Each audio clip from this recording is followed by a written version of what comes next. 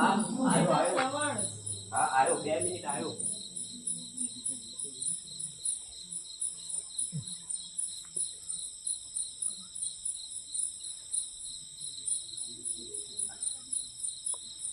પ્રણામ પિતાશ્રી પ્રણામ માતાશ્રી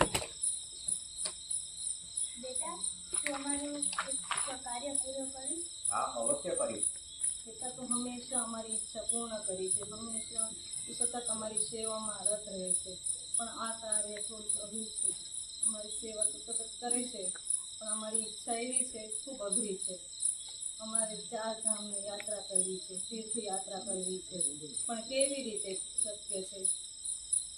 ના ના તમે ચિંતા ના કરશો મેં તમને અત્યાર સુધી કોઈ દિવસ ના પાડી છે ના તો એ જ કહું છું તો હંમેશા સતત અમારી સેવામાં જ લીન રહે છે તો હવે અમારા માતા પિતાની સેવા કરતો રહે છે તો અમારી ઈચ્છા છે કે અમે તીર્થયાત્રા કરીએ. હા જરૂર જરૂર હું તમારી ઈચ્છા અવશ્ય પૂર્ણ કરીશ ચાલો હું તૈયારી કરવા જાઉં પણ કેવી રીતે? ચાલો ખાલી જુઓ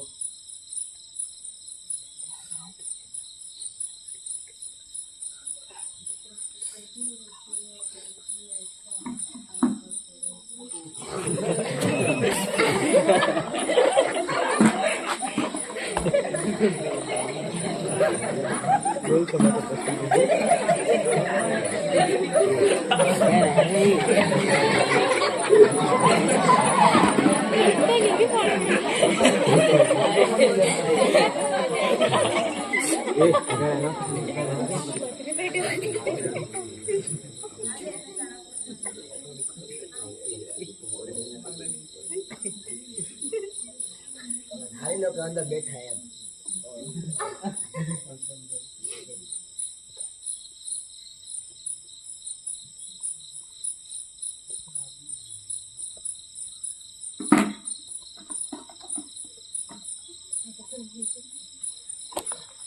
આવો આવો પિતાશ્રી આવો બેસો આવો માતાશ્રી બેસો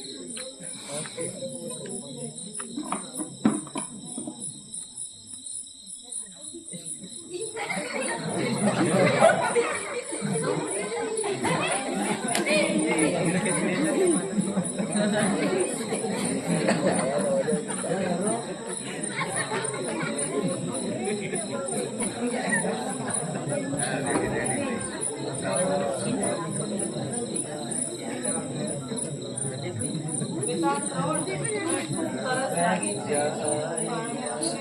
કઈ વાત નહીં તમે પાણી લઈ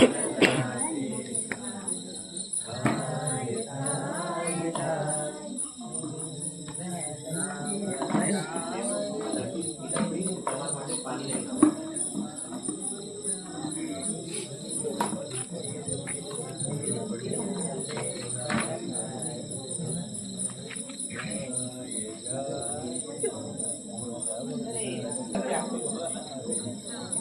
તળાવ દેખાતું નથી હા હા બોલે ઘર ઘર ઘર ઘર ઘર ઘર ઘર ઘર ઘર ઘર ઘર ઘર ઘર અરે આ તો કોઈ મનુષ્યનો અવાજ છે. દાદા શું થાય? મારા માતા પિતા તરસ લાગી છે તેમને પાણી પીવડાવજો દાદા તમારું નામ? મારું નામ શ્રવણ છે પાણી પીવડાવજો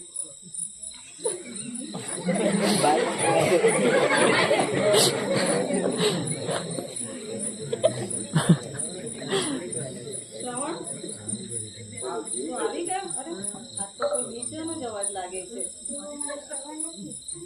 ના મારાથી બહુ મોટી ભૂલ થઈ ગઈ છે એટલે